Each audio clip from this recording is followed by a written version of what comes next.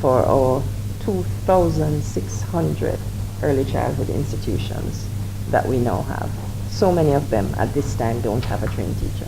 The government of Jamaica has limited resources to support trained teachers at the early childhood level. Let me explain what is required. Early childhood development is the most expensive sector of education, not just here, all over the world. Let's explain why it is expensive. It is expensive because young children require a certain ratio of teachers to children. So for example, when you go to a primary school, 30 children in a primary school class are essentially paying for one teacher, right? At early childhood level, you cannot have 30 children in one class. The ratios that have been set for young children and that have been shown to make children do well is 20 children in a classroom with 2 persons. It doesn't have to be 2 trained teachers now. I don't want you to say that. It doesn't have to be 2 trained teachers. The ideal is 1 trained teacher per classroom, right? With an associate teacher, for example, somebody who's trained at the NCT vet level. That's ideal, right? We are not anywhere near there yet in Jamaica. So we, in our legislation, have recommended that we have at least 1 trained teacher per school. No, that's what the legislation has recommended. Now, persons who own and operate early childhood institutions are essentially private operators.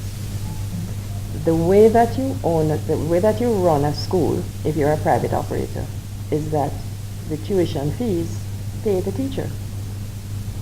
Yes? That's how private agencies operate. The government of Jamaica has recognized that a lot of the early childhood teachers, a lot of the schools, the fees are not being paid. So they offered to support schools by paying a teacher. Remember, these are not government of Jamaica schools. Over time, more and more organizations have supported teachers in the basic schools. So churches have taken on responsibilities, NGOs have taken on that responsibility.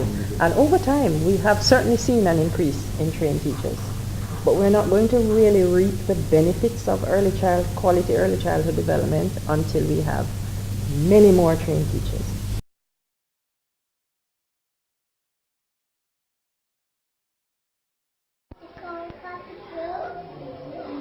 This is a typical example of a 3-year-old class. Student ratio 15 to 2.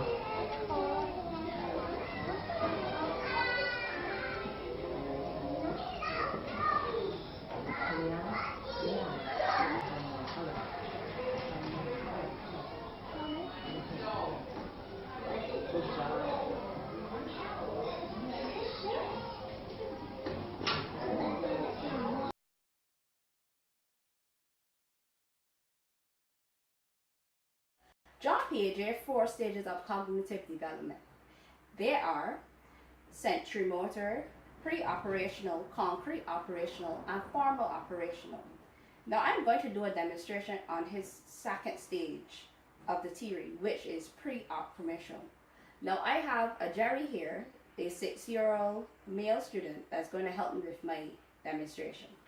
Now, Jerry, tell me what you noticed about the 2 glasses of water. The 2 glasses are the same. The same. Now, I'm going to take this glass of water and pour it into this cup. Which cup has more water in it? This one. This one. Okay, now this is my demonstration for the theory of pre-operational. Hi, my name is Leslie Charles.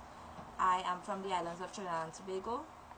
I am currently in my first year at the University of the West Indies Open Campus, pursuing my degree in Early Childhood Care and Education and Family Studies. At present, initiatives are being put in place in order to promote and invest in the development of early childhood care and education. Standards and regulations have been put in place to regulate the proper running of early childhood centers across the board and has now become mandatory in our country.